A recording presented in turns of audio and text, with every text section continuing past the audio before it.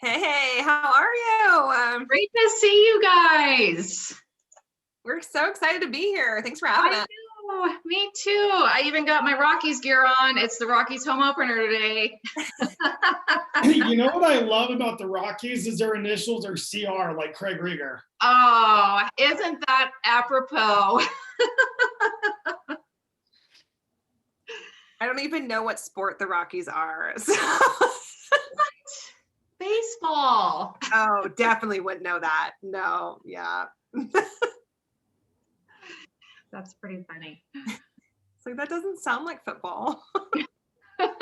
That would be correct. Katie, you're funny.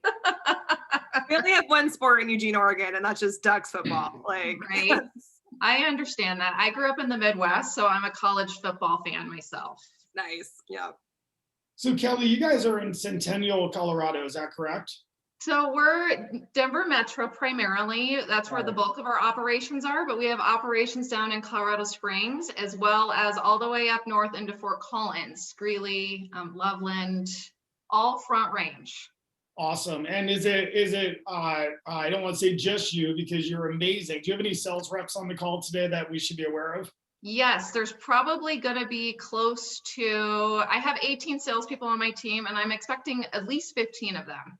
Wow. Okay. I might do a little bit of role play. So if you don't mind, could you unmute yourself throughout it when I call on you, Kelly? Of course, of course. Thank you. Cool. Well, what time we got here? It is 11:02. I feel like we should rock and roll. That sounds good.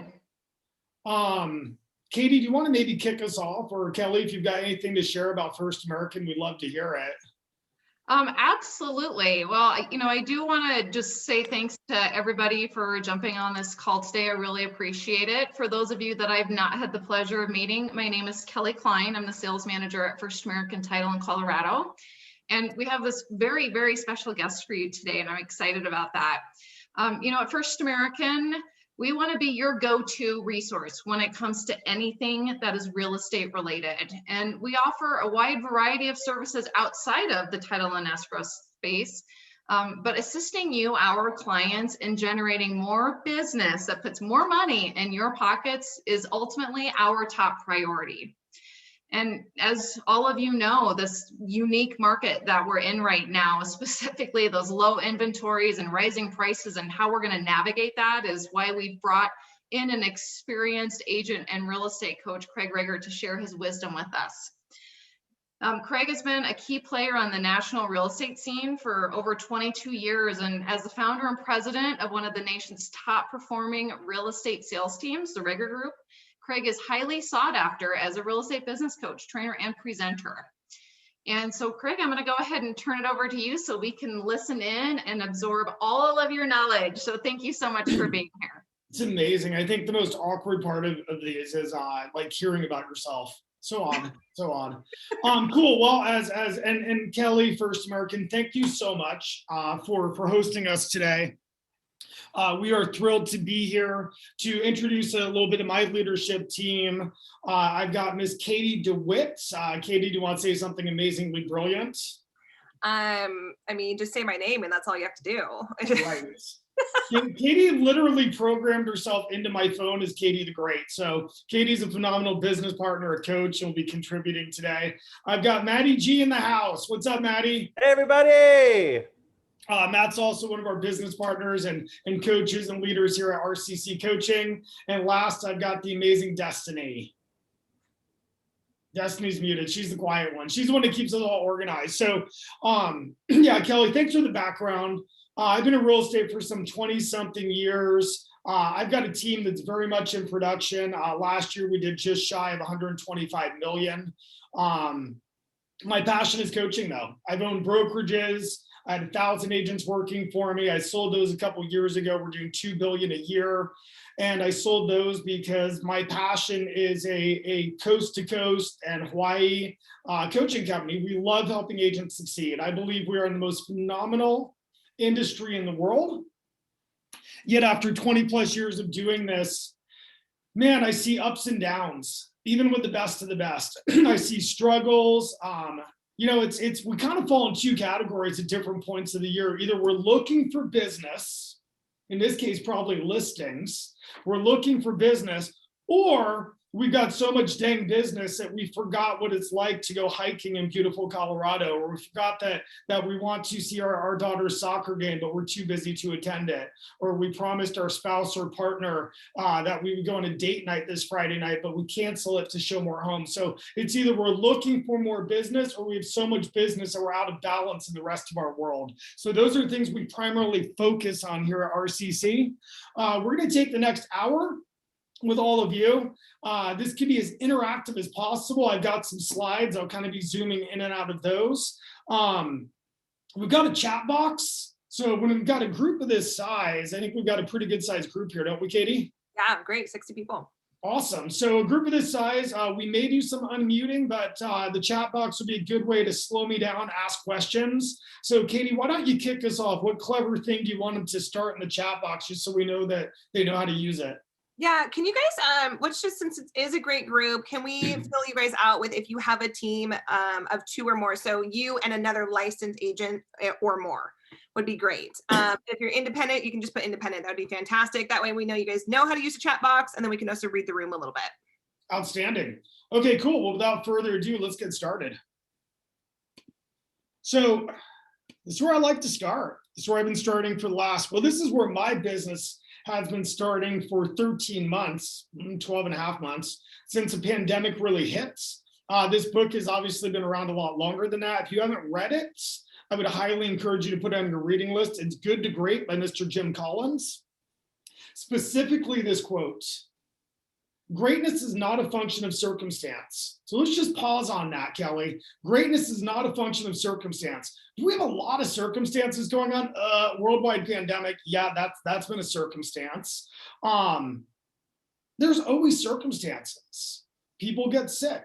Unfortunately, people pass away. There are lenders that say our clients are approved, and then, as you know, at First American, Kelly, or we know as agents, sometimes we get to the day of closing, the lender says, just kidding. We've got home inspections that go awry.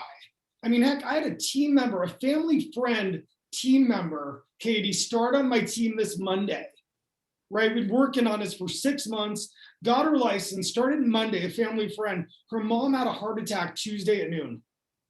And she left the office in tears. And then she's really stressed out, like, man, it's my second day of work. We're like, whoa, don't worry about work.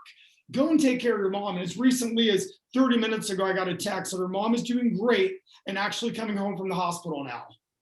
But would you agree that's a circumstance? It's your second day of work, your mom has, there are so many circumstances in this world. And what I believe from my coaching business, my personal sales team, my family, that most of us, or many of us, have had more circumstances this last 13 months than maybe any other time during our professional or personal lives. So when I see Jim say greatness is not a function of circumstance, I say thank you, because man, there's been a bunch of them. Greatness, it turns out, is largely a matter of conscious choice and discipline. Conscious choice and discipline. I pause on this because what a phenomenal time for First American to bring us to you. It is April Fool's Day. But more importantly, it is the beginning of the second quarter of the year.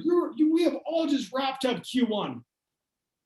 We have 3 quarters left to accomplish, personally and professionally, whatever it is we want to accomplish in 2021. It's the first day of Q2. So what is our conscious choice? What is our discipline? I can share with you in our market, and I've got market stats. First American was phenomenal. They sent me page after page after page. And if you're not getting these from them and utilizing that resource, I got to tell you, there's some credible information in here, and I'll talk more about that later. My business is just like yours. We have a shortage of inventory and abundance of buyers. So let's be really clear. My conscious choice is I'm going to be a listing dominating machine in the second quarter of 2021. That is my conscious choice. Make no mistake, like, yeah, I can represent a buyer and have, multiple situations where my buyers are competing or losing. And of course, I love buyers. They're beautiful critters. But if I'm going to have a conscious choice of where do I want my business to go in Q2 in this unprecedented market, it's going to be, I'm going to be the most dominant listing agent I can possibly be for the next 90 days. That's my conscious choice. Now, what's the discipline? Well, the discipline is doing those activities. The discipline is not just saying, okay, I'm going to get some listings, but day after day doing whatever activities that often I might not enjoy doing, I may not want to do. I may have things that get in the way that can interrupt me from doing them. The disciplines, no matter what happens throughout my day or life, barring family health, I'm going to do those activities to ensure I hit my listing goal starting out with this month. And then going into May and going into June, then I can reassess going into the rest of the year. What's going to be your conscious choice and discipline on Q2? I like to touch on this. I wish it was something they taught in real estate school. By the way, I absolutely promised Kelly, so therefore I'll promise all of you, First American, I promised you guys that I would give a whole bunch of strategies on how to get listings before we wrap this up in 49 minutes. So for right now, I want to start with a little bit of foundation. So hang out tight with me because foundation is key to building a solid structure. And before we wrap up, we'll be giving you some great strategies on getting listings. And part of that is understanding and recognizing where do we spend our time. What I love about working with top title companies like First American is they're servicing every single brokerage in town, whether it's the big brokerage, the mom and pop shop, the boutiques, and everything in between, right? They're just here to give the best service on the planet to their agents, which is one of the reasons they invited you, because hopefully I'll give you some takeaways. So number one for the agents is, where do you work? Right, as a CEO, you can work anywhere you want. You can start your own brokerage. I did. I own Reger Homes. We opened it up actually on Christmas Eve of last year. So I guess we've been open about 96 days today.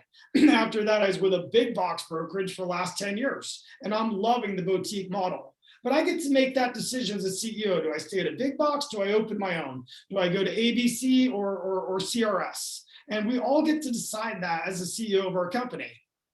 That's one role we all have in this industry. The next role is listing agent. To me, the listing agent is what we call the surgeon of the business. So let me give you an example of that. So Katie, you're a coach and you also are an active licensed agent in Eugene, Oregon, correct? Correct. Go Ducks. All right. So Katie, what is the average sales price in Eugene, Oregon? I wish it was the same as Colorado, but we're about 400,000. 400,000. Okay, so 400,000 in Eugene, Oregon. So if you go on a listing appointment tonight, I would guess the average commission is about 12,000 bucks. Yep. Okay, if you go on a listing appointment tonight, from kind of start to finish, you show up in their living room. On average, how long are you in their house? Typically, it takes me about an hour for a. All right, sometimes an hour and a half, but about an hour. Yeah. If you get them to sign a contract, or maybe the next day they end up saying, "Hey, Katie, you're our gal," and you send them over a contract via, DocuSign.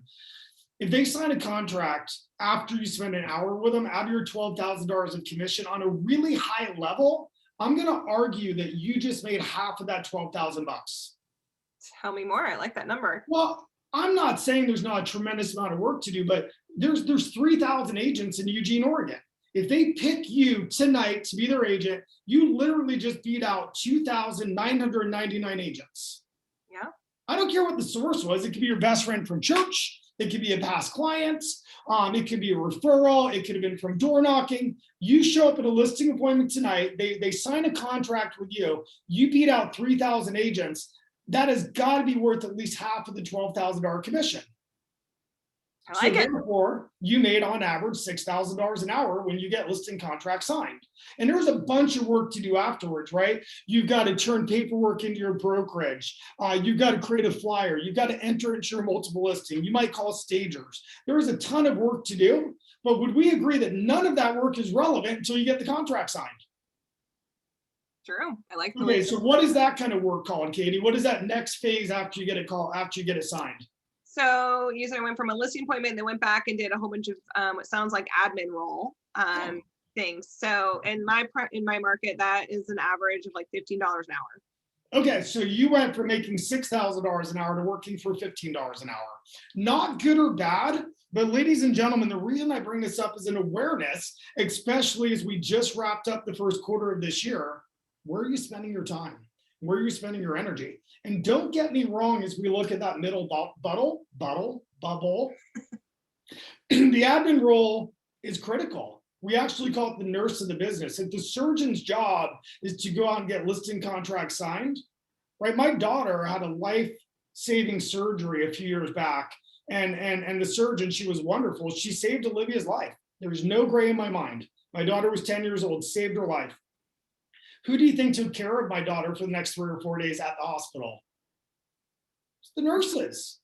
Katie, you with me here? Yeah, I said the nurses. All right, I might have a tape delay. It was the nurses. Now the surgeon was great. She didn't disappear. Surgeon would come in once or twice a day, look at the charts, tell us what was going on, tell us what to expect next. But it was the nurses that took care of us during our extended hospital stay, right? So just an awareness, and there's no good or bad, but if you don't have an admin in your business, then you are the nurse. Now, the clarity is to make sure throughout your day that you're spending enough time in that surgery role, that you're doing the right activities as a nurse. And of course, there's the buyer's agent role. And the buyer's agent is, to me, being a buyer's agent is winning in a competitive situation, navigating a low appraisal, navigating a nasty home inspection. That's what being a buyer's agent is. And that's probably worth $1,000, $2,000 an hour in your market. Now, a showing agent opening doors at a high level, that is a very different role than a buyer's agent. And that's probably worth, what, $100 an hour. Now, in no way, shape, or form am I advocating go and start a team. Like some people, one of my favorites in coaching is, well, I don't like teams. And then I show them this org chart. It's like, okay, you're the CEO, you're the listing agent, you're the admin, you're the buyer's agent, you're the showing agent. Respectfully, sir, you're wearing 5 hats that have 5 different responsibilities that have 5 different pays. You actually are a team of 5, and there's no good or bad with that. This is just an awareness. Where do you spend your time? Now, on the flip side of that, there might be a reason what you might say, like, I'm not a very good admin. So Katie, if we're to boil it down to RCC, what do you think the most critical job of an admin is in a real estate team? Without a doubt, it would be to control and manage the database. Control and manage the database. Maddie G, are you with me right now? I am here. So Matt, let's go through some National Association of Realtor stats. NAR, they govern all of us. NAR says that they go in, they interviewed 100,000 people last year that bought homes, and they asked them, did you have a great experience? Would you use that same agent again? Matt, do you remember what percentage NAR got back from the consumers? Yeah, they got 90%. 9 out of 10 said absolutely I'd work with them again. Kelly, is that fantastic? It is, because not all title companies are great. Some of them might cause a rift in the transaction. Not all of them are as awesome as First American. Not all lenders are fantastic. Like, it is a stressful experience to get through the escrow process, yes or no. And so at the end of it, for 9 out of 10 consumers nationwide, all brands say, I love my agent, I'll use them again. I say, good job, we are doing awesome as an industry. Now, here's the kicker, Maddie. If we fast forward and NAR interviews people that are buying or selling their second home, what percentage said, I used the same agent on my second real estate transaction that I used on my first? Ooh, that statistic drops way down, and it's kind of staggering. It's between 11 and 17%. 11 and 17. So we go from 9 out of 10 people saying, you are incredible, I will use you again, to dropping down to 1 out of 10 on average use the same agent nationwide. Is that just mind-blowing? Why do you think that is, Katie? Great job, Matt. Just don't think we're staying in touch with our people. We're not reminding them on a consistent basis that we are the realtor of choice. Yeah, that's what it comes down to. Now, is that the CEO's job to remind them we're the realtor of choice? Heck no. Is it the listing agent's job? No. Is it the showing agent's job? I hope not. So whose job is it to remind our past clients, our family, and our friends on a consistent basis, when you think real estate, think of me? Admin. It's the admin's job. It's the admin's job to build a database. It's the admin's job to send out those touches on a consistent basis. Can I go out of this, Katie, and show a touch that my team just sent out a couple days ago? Yeah, absolutely. That was good. Let's see if I can find that. All right, can you guys all see my screen? Yep. So this is a touch that my team sent out on Friday. On Friday, this was great because on Friday I was in Cabo. So this went out while I was out of town. My admin did this. And again, I'm not saying hire an admin, but if you don't have an admin, then you are the admin. Are you doing these activities with your database? So she sent this out. And for any of you that are bored enough, feel free to go onto my social media and you'll see that my team took this same touch that we emailed to our database, and then they put it on social media, and some of them tagged me. 84,100, the amount the average home in Portland Metro, that's where I live and work, went up last year. 84,100. This represents the additional amount of money sellers could capitalize on if they sold now compared to last year. 84,100 represent the amount the buyers lost waiting to buy. So in other words, reminding buyers, hey, if you bought a year ago, you could have bought the same house on average for 84,100 less. 84,100 represents the amount the current homeowners just gained in equity on their largest asset. Whatever the situation, 84,100 is a lot of money. Will homes continue to skyrocket in value? I don't know. We lost our crystal ball. What we do know is the current market is benefiting both buyers, low rates, and sellers, rising prices, in an extreme way that cannot last forever. I think we can all agree this is not sustainable. If you want to capitalize on a historic market, let's connect. Call or text me at this number. Katie, we sent that out to the 3,000 people in our database when I was out of town. I think Jill right now, I see on her phone, she's like, hey, we got to get this data. We got to get that touch sent out in our market. My team sent this out on Friday when I was coming back from Cabo. I woke up Saturday morning to 4 of my past clients reaching out saying, hey, Craig, can we get together and talk about selling my property?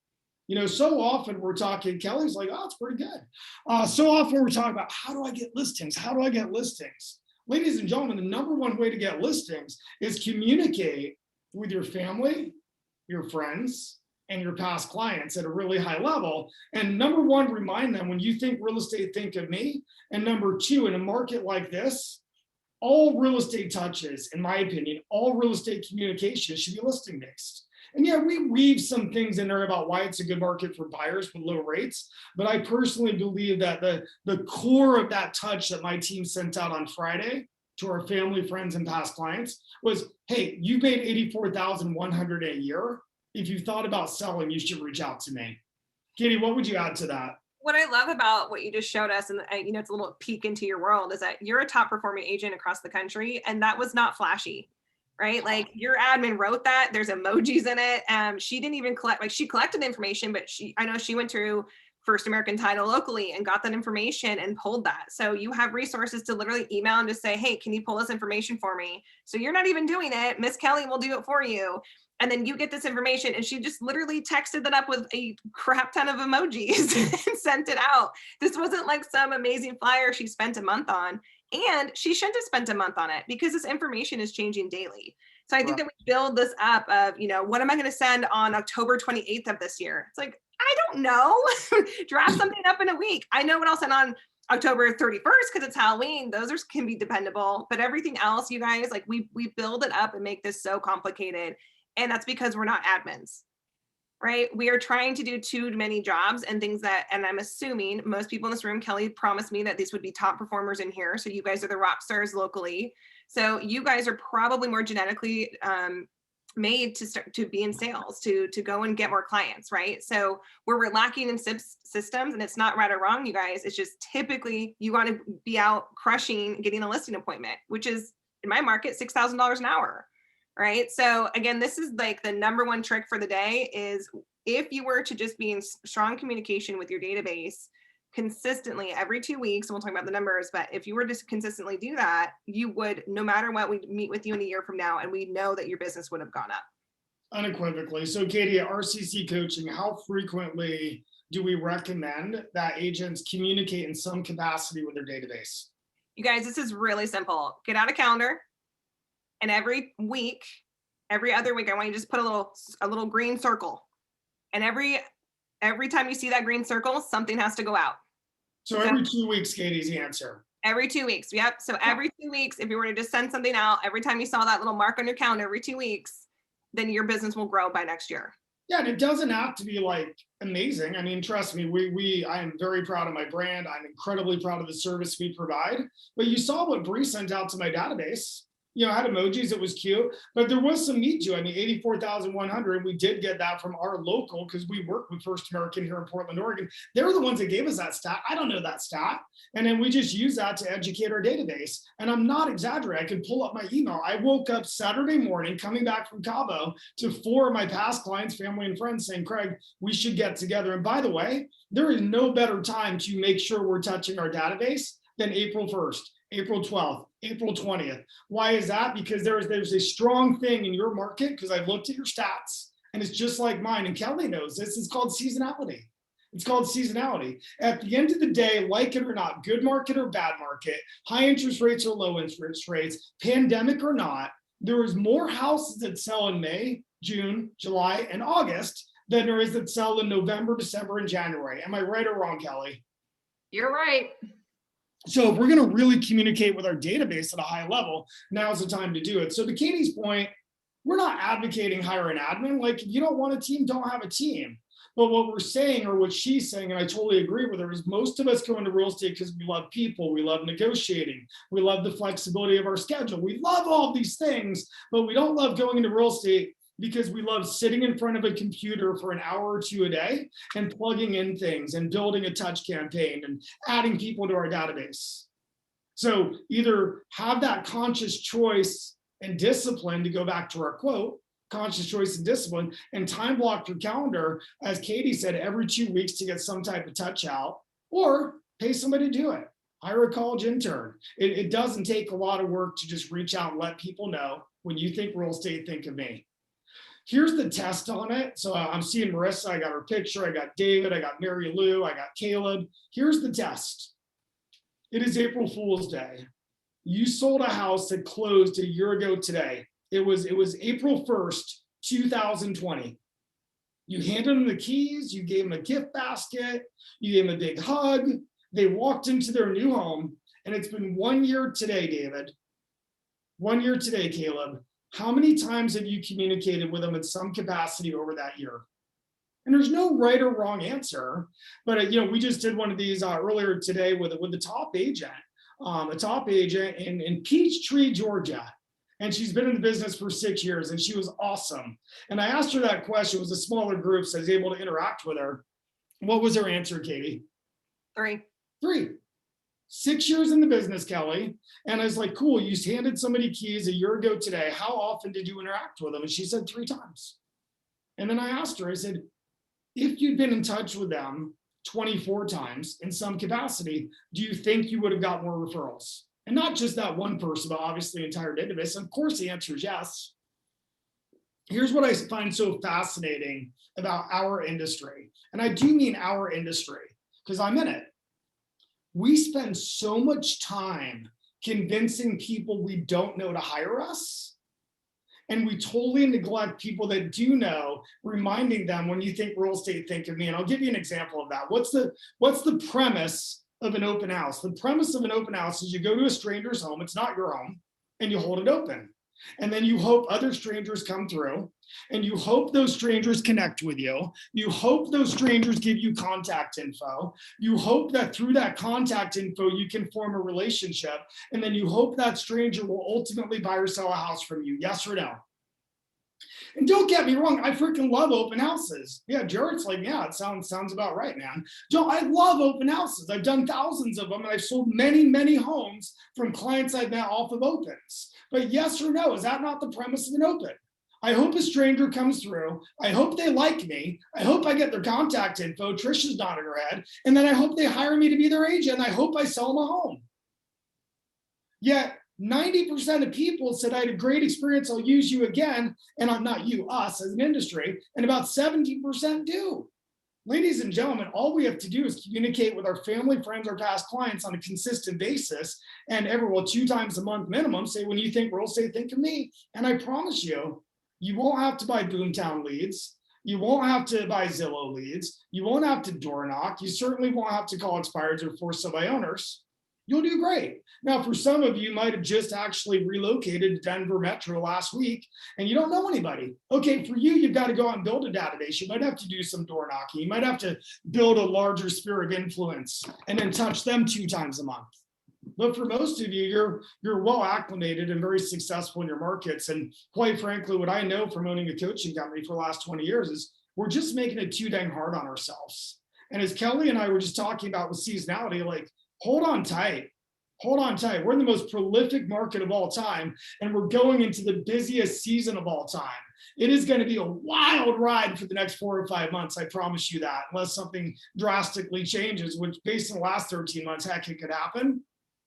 But the reason that we want to have a dialed in database, Katie, the biggest reason for it is because we know that business drops off significantly in November, December, January, February, and often March. So if we're continuing to touch and have dialogue with our database in September, October, November, December, your business won't have that substantial drop off that maybe you've had in previous seasons. It's that simple. Well, and we're here to bring you guys just information, right? Like, you can choose how you want to get your business. There's a million ways to sell real estate. And again, the reason we brought up the org chart is making sure you're spending your time in the most efficient spots, right? So we actually do know through several studies, through marketing programs, NAR has done a study of this as well, that if you are to stay in consistent contact with a stranger versus a Met for over a year, the conversion rates are insane. So if I grew, it would take 50 strangers to stay in communication with them consistently for a year to get one sale. So that could be a farm, for example. A farm, or even the open house, right? So if I did open house, I got 50 people from that. If I stay in communication with them, so again, every 2 weeks for up to a year, I'll most likely get one sale from that. From your database, so people who know, love, and trust you, it's same study from over a year, it's a 6 to 1. So for every 6 people you're staying in communication with, you're going to close one deal. By the way, assuming you touch them, sorry to interrupt you, Katie, assuming you touch them at least 24 times a year. Correct. You have same consistent communication. So here's the thing, 50 to 1 of strangers, typically you have to pay for those. You have to work harder for them. They're also people you may or may not like, right? We don't have a relationship with them. So you can get the jerks from offline. So they cost more, they take more work, and they take longer to get to with a lower conversion rate. Or we can work with our friends and family members and people who know and love and trust us, and it's a 6 to 1, and they're free because we typically already know them. Not right or wrong, I hate people. So I love the 50 to 1. I'd rather talk to strangers all day and just knock that out, because again, different styles. Some people are for sale by owner specialists or whatnot, but again, not right or wrong. You just have to figure out and making sure in a market like this, it's insane. Why not go for easier and a higher conversion rate? All right, why don't we give them some listing strategies? How does that sound, Kelly? So database is number one, communicate with them, send out touches that you are literally in the most prolific market in history. Do that consistently 2 times a month. And I promise you, at the end of the year, you'll have taken more listings than you typically would take by simply that strategy. Strategy number 2, this strategy actually requires that we have at least 1 listing.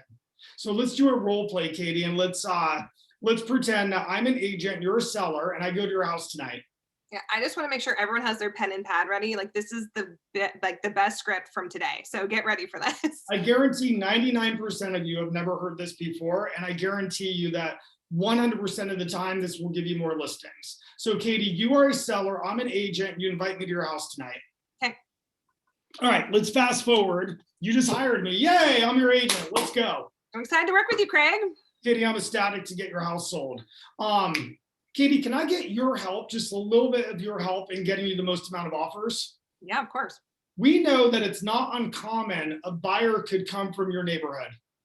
Let me repeat, it is not uncommon a buyer could come from your neighborhood, meaning, especially in this pandemic world, there might be somebody that lives 2 blocks away and they want their mom to move from California and live close to them because they miss the grandkids. There might be somebody that lives 3 blocks away and they want their best friend to move in the neighborhood because they've got similar age children and want them to be closer together. It is not uncommon in real estate that a buyer will come because they know somebody in the neighborhood. Is that fair? Yeah, that makes sense. So knowing that, Katie, I want to reach out to your neighborhood. But here's what I know. I could send out a bunch of propaganda from Craig Reger, the realtor, and it works. But there's something really powerful if it comes from you. When you go and check your mailbox tonight, let's just assume you do that, and you've got all of your mail. If you see an envelope and the return address is your same streets from one of your neighbors, would you likely open that up before your water bill? 100%. Okay, so I want to send out 100 or 200 mailers from you, and here's what they're going to say. I'll do all the work. You don't have to do anything. Dear neighbors, it's Katie and Derek. We're the corner house on Main Street with the red door. We're relocating out of state, and we want to let you know our house is hitting the market next week. If you know of anybody that might want to buy my home, I've included my real estate agent's card. We've enjoyed being your neighbor. Take care, Katie and Derek. Katie, can I send out 200 of those from you? Yeah, as long as I don't have to do anything, go for it. You're probably going to get some return addresses back to your mailbox. Just throw them away. I don't care. But this will definitely help me sell your home. Cool. Sounds good. Let's do Okay, it. so now, Kelly, do you mind unmuting yourself? Sure.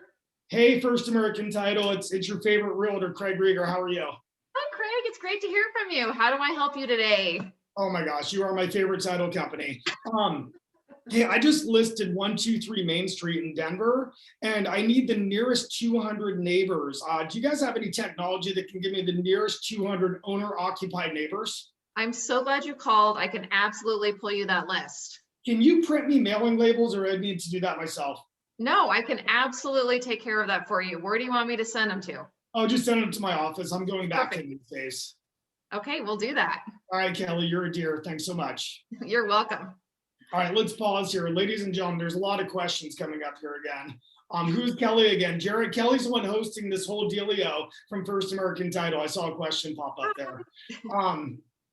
Nick, what I'll do, Nick's asking me to tell that first part again. Nick, we have these scripts typed out, and for anybody that wants to drop their email address in the comments section, Katie and Mr. Matt, I promise you, will send you these scripts typed out. But it's really simple. All it is, Nick, is we're sending a letter out to the neighborhood saying, hey, my house is for sale. It's coming from the homeowner, not for me. It's that simple.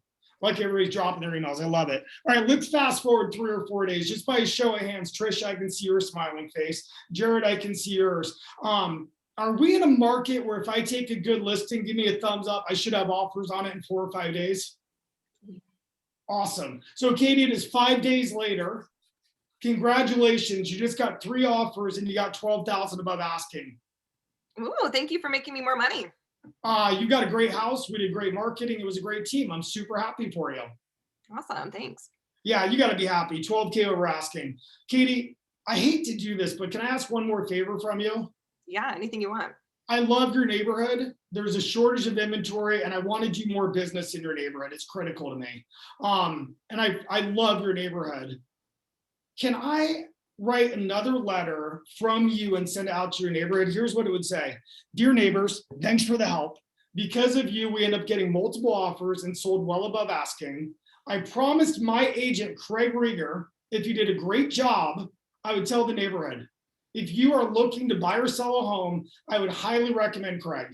We've enjoyed being your neighbor. Hope you enjoy the people that move into our house. Take care, Katie and Derek. Yeah, 100%. Send that out to everyone. You're amazing and you made me extra money. All right, so let's pause again. If we sent that out to 200 neighbors, is it pretty probable somebody's going to call us in the neighborhood to interview to sell their home? And it's coming from Katie and Derek. How cool is that? Yeah, Trisha's saying, wow. I wish I could see all your faces, just the way Zoom works. But I got a couple of you to pick on. Lisa's smiling. Jackie's like, I think this would work in my market. Jill's texting somebody right now saying, I know this will work. And again, I would just call Kelly back up and say, Kelly, can I get that ride? Call my favorite title company at First American. And to, where do you go? Jared, just, you're obviously, have relationships at First American. Kelly's the manager of the whole dealio, but just call your relationship there. They'll give you these mailing lists. It's that simple. If we do this on every single listing we get, 1 for 1, you'll get at least 1 more listing. How often is it? I know you guys are seasoned agents. You pull up to pick up your lockbox, and as you're pulling in the neighborhood after closing, you see a competitor sign across the street. Tell me that doesn't happen all the time. Well, by doing this strategy, 8 out of 10 times, it'll be your sign going up across the street. And I don't know about you, but I'd much rather do this than door knock. I'd much rather do this than cold call or circle prospect. Now, whose job is it to do this, Katie? Is it the CEO's job? No. Is it the buyer's agent's job? Nope. Whose job is it to create these letters, stick them in an envelope, stamp them, and send them out? Admin. Okay, so again, it goes back to conscious choice and discipline. My conscious choice is the second quarter of 2021. I'm going to dominate listings. My discipline is I actually have to do this activity every time I get a listing, and that's the admin's job to do it. No right or wrong. If you don't have an admin, you're the admin. It's no different. If you don't have a house cleaner, you're the house cleaner. I went many years without a house cleaner. And what does that mean? Well, I got to clean my own house. Perfect. Well, if you don't have an admin, then you should send out your own letters. You should send out your own touches. It just works that simply. Kelly, how are we doing so far? Great. I love it. All right. Is there any questions that popped up in the chat box we should answer, Miss Katie? As Matt kind of goes through those and checks for me, honestly, these two things we've talked about so far, these are very leveraged out activities, right? Like every time, and I coach a couple of the top producers in the country, and all their teams have implemented this already. And what I love is I call her and she's like, you know, this actually happened 2 weeks ago. She's like, Katie, we just got 2 more listings. And I'm like, great, what was it from? And she's like, it was from these letters. I'm like, so what did you do to have to get this? She's like, nothing. My admin sent this for me. Like these have been automatic for every listing that we've been getting. So I'm like, so you didn't have to do anything and business came in for you because of an automated system now. And it took her a month, right, for her admin to create the system and every time and work out the kinks. And now every listing they get, they send both those letters out and it's just pouring in business. It's fantastic, you guys. It's an easy leverage out piece for you guys. Especially right now, we need time. Right now, you guys are writing 50 offers for every house, I'm assuming. It's pretty crazy. So you guys need time more than ever right now. What is Caleb's question, Katie? I saw something pop up there. At what point would you suggest is a good time to start hiring up? It's a really good question. The first thing I'd say is save up $10,000 to $12,000, right? Because a great admin is going to cost you $3,000 to $4,000 a month on average. So save up $10,000 to $12,000. So that should cover 3 to 4 months of their income. So then you don't have to worry about the first 4 months. Make sense? And then what happens is you bring them in, and where most of us screw up is we say, you're my transaction coordinator, which is great. Like, who wants to turn in their paperwork? I don't. Right. So we make them a TC. And what we should say is, welcome to the company. Then you've got a bunch of jobs. You got transaction coordinating work. You're going to help me market my listings. But let's be clear, the number one job I'm hiring you to do, which I know I need to do, which I haven't done after 7 years in the industry, is build my database. So what we need to do is I'm going to put you in charge of building my database and touching it twice a month. It's just that simple. Now, if your admin spends the first 90 days building your database and touching it twice a month, do you think you'll get business out of it immediately? You absolutely will. We've been coaching to this for years. So you will never have to worry about paying them for months 4, 5, and 6, because by the time those first 90 days elapse, because of the number of touches they've sent to your database, you already have more escrows on months 4, 5, and 6 than you would have had. So they're paying for themselves plus more. To specifically answer your question, I love questions. I'd rather do this than go on my own stuff. I think the hardest place to be in real estate is about 5 to 12 million. Let me repeat, the hardest place to be in real estate, in my opinion, as a coach for 20 years, is 5 to 12 million. And the reason is, like, your first 1 to 5 million, you're just happy. You're building a business, you've got sales, you've got a great income, you're really happy. 5 to 12 million, you're probably selling 15 to 20 houses a year, which is incredible, but it's very inconsistent. So what that could look like is December 1 closing, January 0 closings, February 1 closing, June 7 closings, right? So it's very inconsistent. I don't know about you guys, whether you have grandkids or adopt a child, or I've got kids, but it's really difficult that the months that I was the busiest is when my kids were home from school. Now, you guys have snow in Colorado, we have rain in Oregon, but your summer months are beautiful. I've spent some time there, and so is our summer months in the Pacific Northwest. So we've got like 4 months of sunshine, and dad's working 15 hours a day. What the heck is wrong with that strategy? Does that make sense? So what the issue is at 5 to 10 million is you're a damn good agent. You know how to solve a bad inspection. You know how to figure out a low appraisal. You know how to win a listing appointment. I would argue if there's an agent doing 7, 8, 9 million, they are just as talented as an agent doing 40 or 50 million in your market.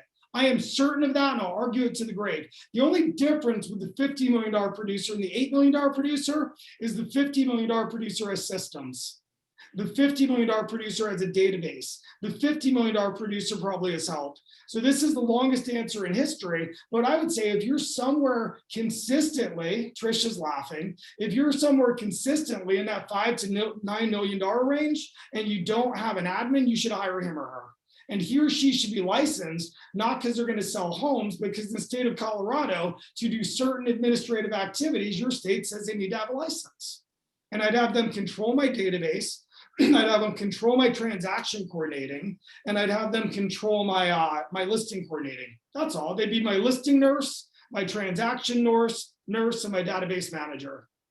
This is awesome. You sold over 120 million last year during a pandemic. How many days have you been in the office this month or in March?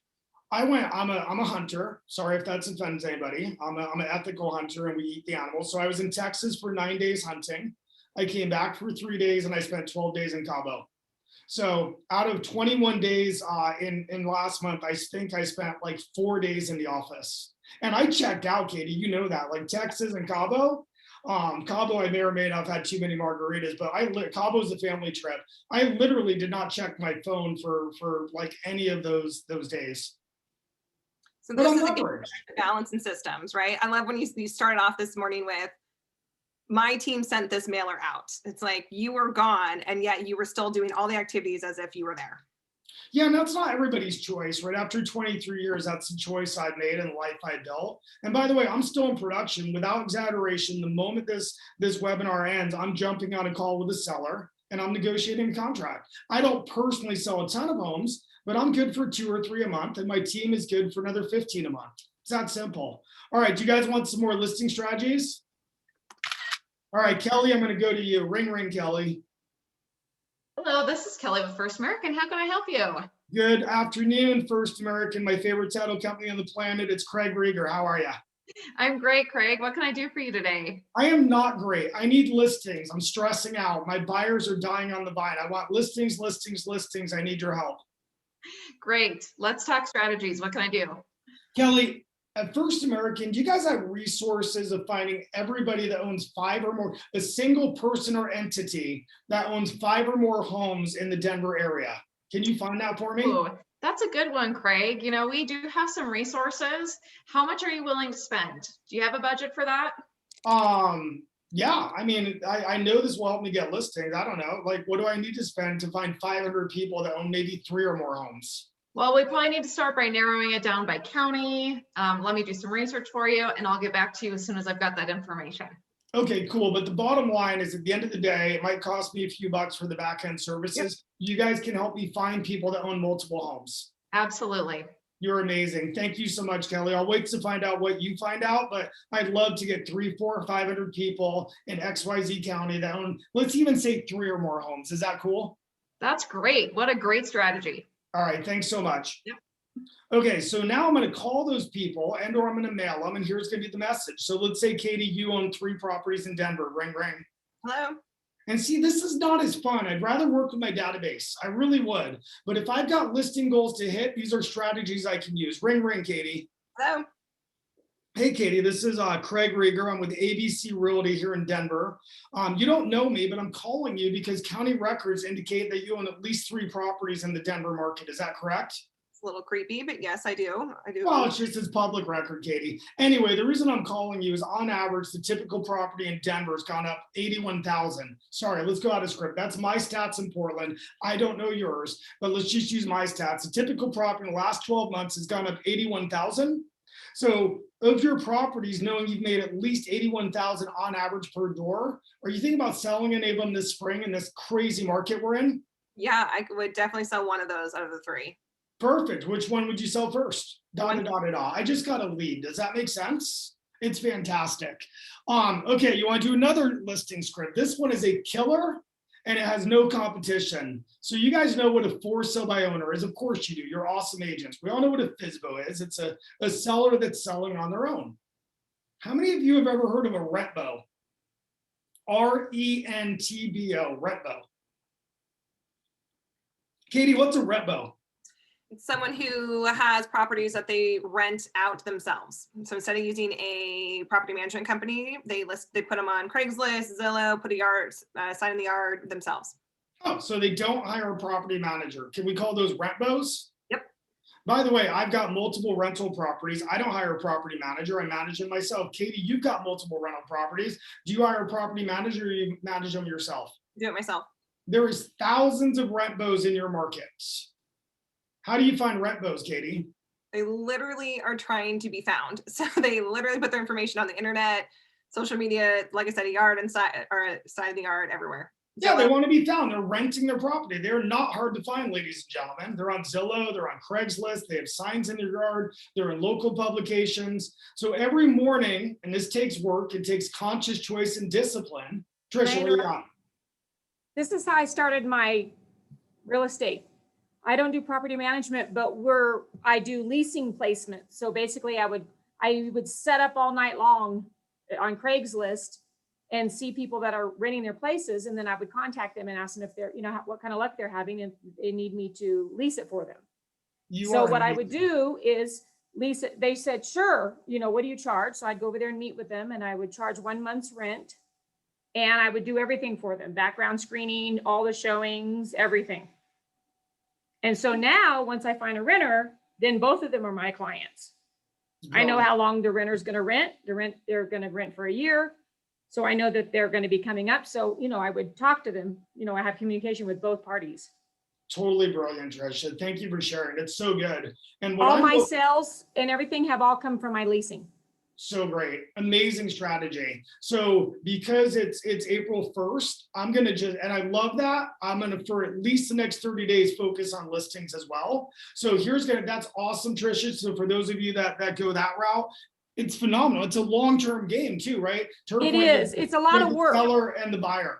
So Katie, let me go back to you really quick. Ring, Katie. Hello. Hey, is this Katie? It is. Katie, this is Craig Reger. I'm with ABC Realty here in Denver. How are you? Doing good. What can I do for you? Good. I saw your property for rent on Craigslist, 123 Main Street. Have you rented it? No, I have not. Katie, reason I'm calling is the market is bonkers. Everybody's getting multiple offers. Houses are going up by the hour. I'm not kidding. It's craziness out there. If I could get you multiple offers and get you a well above asking price, would you be a seller instead of a renter? No, I love my rentals, so I'm going to keep it. Oh, well, clearly you're a savvy investor. If I was to find some more great deals, are you looking to add to your portfolio? Always. Yes, I am. What's your email address? KDewitt@regercoaching.com. All right, Maddie, where do I put that email address? It goes in your database. And how frequently do I touch my database? Twice a month. I lost her on the screen because things move around, but to the wonderful, there she is, to Trisha who just shared, she's building a database, right? I now have a database of a proven investor that I just added. They don't want to sell, but it's a proven investor. That's a great thing to add. So let me call you back, Katie. Let's say you're another rent bow. Ring. Hello. Hi, is this Katie? It is. Katie, this is Craig Reger. I'm with ABC Realty here in Denver. The reason I'm calling is I saw your property for rent on Zillow. Have you rented it? No, I haven't. Okay, well, I'm calling because the market is bonkers. Everybody's getting multiple offers. There is a shortage of inventory, an abundance of buyers, and the typical seller in your neighborhood right now is getting a bunch of offers and selling above full price. If I could get you that type of activity, would you sell instead of rent? Yeah, that thing's a hassle. I'd love to get rid of it. Okay, let's go out of script. Is there some landlords who are tired of being landlords? Trisha knows that. Of course there is. In fact, Katie, when did you sell your last rental? About 8 months ago. Why did you sell it? Because it was a hassle and I could make a ton of money. So 2 things. It became a hassle. And number 2, it gone up tremendously. This is a real thing that works. Perfect. So Katie, it sounds like you might want to sell. Do you want to meet today at 2 or tomorrow at 3? Tomorrow at 3. Let's do it. So these are just some strategies. These ones take that conscious choice and discipline, but working your database should be the first key. The letter is so dang easy. There's no excuse not to do it. Rent bows are phenomenal. People that own multiple properties in your market are a great resource to go after. Another one that we're doing, we're also getting this from our friends at First American. We're getting a list of people. Well, let me go back to you, Kelly, and just ask. Kelly, does your back-end systems have a way of finding people that have lived or owned their property for, let's say, 20 or more years? Yes, we can filter that down to find people that you're more likely to list, right? So they've lived in their property 15 or 20 more years? Yes, absolutely. Awesome. So I'll just call my friends at First American. I'll get that info. Then I might simply call them up. Ring, Katie. Hello. Hey, Katie, it's Craig Reger with Ken. Well, let me go out of script. Our softest market in Portland, Oregon is condominiums. Attached units are soft. Now, I don't know about your market. I'm just sharing mine. Detached homes are red hot. So what we're doing is we're targeting downsizers and we're sharing with them, hey, it's a great time to sell. but it's also a great time to buy if you want to downsize. So I might call people that have been in their home for 20 years or send them a letter. And it's basically just going to say, hey, if you've thought about cashing in your chips in a house you've owned a long time, here's what's true about our markets. Real estate has never been more valuable in the history of the world than it is today. Think about that.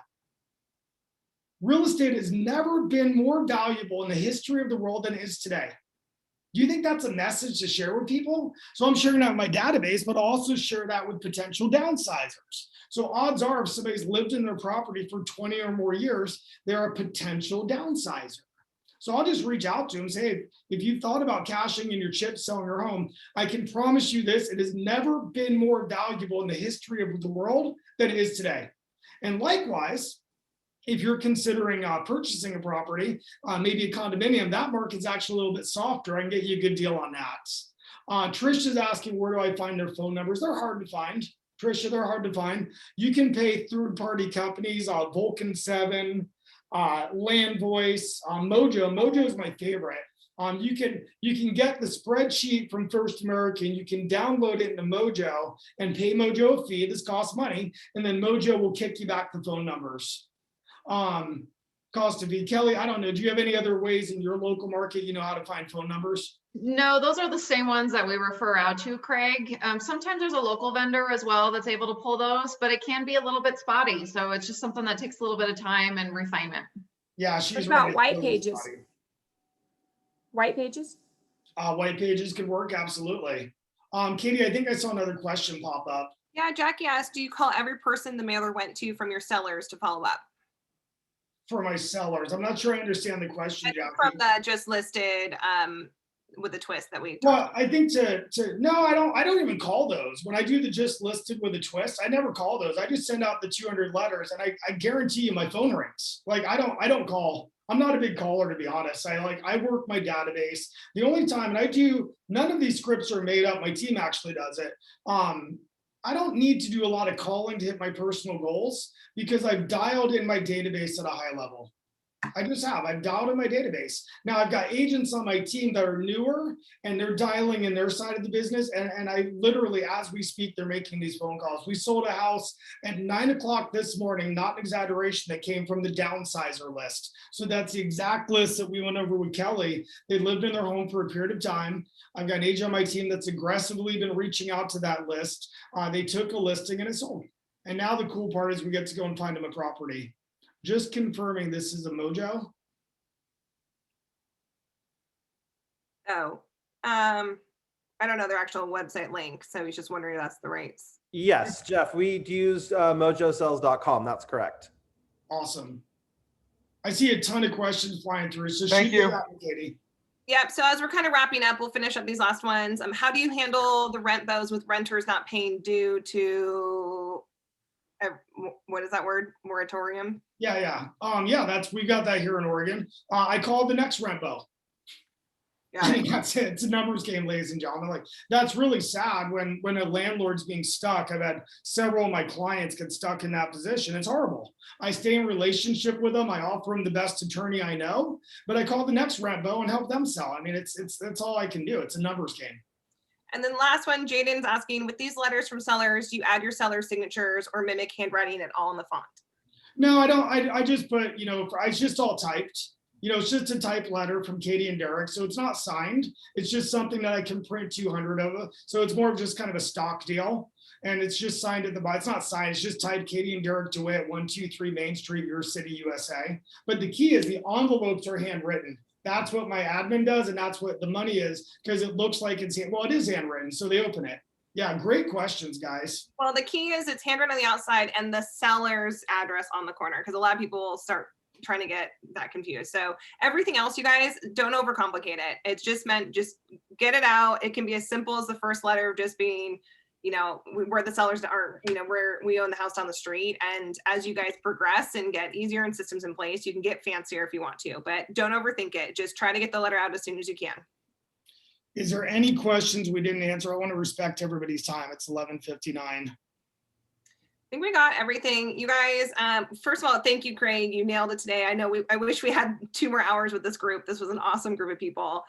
I do wanted to point out, Greg, that everything you talked about today, like none of it was salesy. Like we're just the vehicle for information to your clients, you guys. So we're just here to help you figure out, where should you be spending the most time and to get that highest dollar return. So of course we believe in coaching, you guys. Craig is here. We are here to see if there's a right fit for us. Obviously, all of our coaches were handpicked by Craig himself, and they're all people that we've worked with closely over the last couple decades. So we know their styles very well. These are the same beliefs and everything that they're teaching. We're really aggressive and straightforward. We do not waste your time. If you guys are interested in coaching, email me or Matt. We'll put both informations in the chat box for you guys. And what we do is we just spend 20 minutes hearing about your guys' business and your personality, and then we actually handpick the coach for you. So by the end of the call, if we have the right fit for you, then we're going to tell you all about your coach. So you can Facebook stalk them and hear about all of them, and we go from there. All of our coaches are in production with an average of 50 million per year. I'll say that again, they're all in production. And that's because of, let's look at the last year, right? We want a coach that's relevant for you guys, boots on the ground, giving you guys current up-to-date information and materials that's proven. So again, if you guys are interested, give me a call and we'll go from there. We can answer your questions. Awesome. And Albert, Katie, great job. I mean, that's a reality. Like, how do you coach somebody through a pandemic unless you're personally working with it yourself? That's like, we're relevant, like we're on the ground, boots on the ground, and this is what we do. Our coaches are phenomenal. So at the end of the day, our typical coaching costs $12,000 a year, about $1,000 a month. So like that's expensive. But in your market, ladies and gentlemen, if we can help you sell one more house, you probably break even. And if we only helped you sell one more house, please fire my butt. That's horrible. We're going to help you sell 10 or 20 more houses. If we have an average commission of 10,000, that makes you 100, 200,000. But more importantly than the money, I think what I'm most proud of having a nationwide coaching company is we believe in balance. We believe in consistency. And for those that want it, we certainly help you with growth. So I hope you got some tidbits out of today. I cannot express my gratitude to First American for bringing us in. Kelly, great job on the role plays. Katie, Matt, Destiny. Destiny, you did a great job. You just talked a little bit too much. For the rest of you, have a great second quarter of 2021. Thank you all so much. Thanks, you guys. Thank you for having us. Thank you so much. Thank you.